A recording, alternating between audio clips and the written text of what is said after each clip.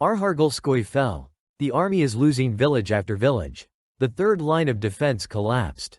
Over the past 2 days there have been fierce battles for Arhargelskoe.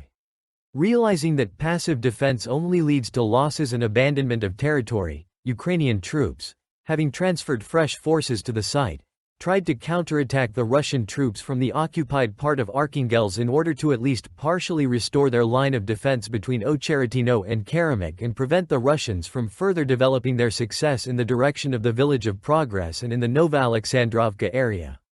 The counterattacks carried out the day before yesterday were unsuccessful, but were able to stop the Russian advance and forced their command to pay more attention to this area.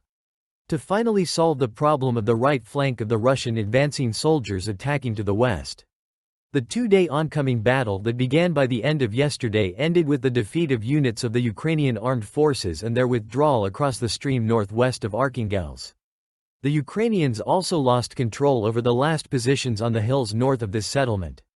An analysis of the map of the reserve Ukrainian lines of resistance suggests that Ocheretino was the most important component of the defense of the Ukrainian armed forces.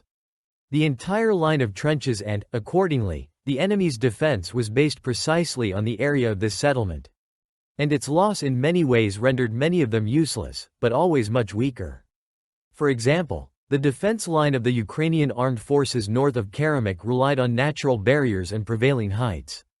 But, having broken through to Ocheretino and attacked them from the south, the Russians, after taking Archangelsk, essentially bypassed them from the rear, which forced the Ukrainian troops to leave them almost without fighting.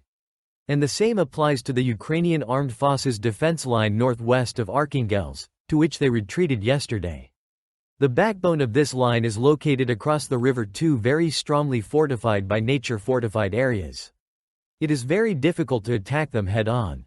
But the Russians made a breakthrough through Ocheretino and past Nova Alexandrovka, where they did not have time to create serious support forces, since the Ukrainians did not expect such an onslaught from the Russian troops. Like the fortified area near the village of Sokol, which is naturally very strong, but bypassing it to the north ultimately largely reduces its importance for Ukrainian defense as a whole. And so it is almost everywhere. Now the Russians have gone south from Novobakhmutivka, which nullifies the strong position of the Ukrainian armed forces near Umansky. Entering the watershed south of Sokol will reset the significance of positions in the area of Novopokrovsky and Novoselovka Pervaya. That is why today on the Ukrainian side there is so much passion in finding those to blame for the surrender of Ocheretino. Having taken this populated area at once, the Russians actually dismantled the enemy's defenses in this area as a whole, which led to an operational tactical breakthrough that threatened to develop into a strategic one.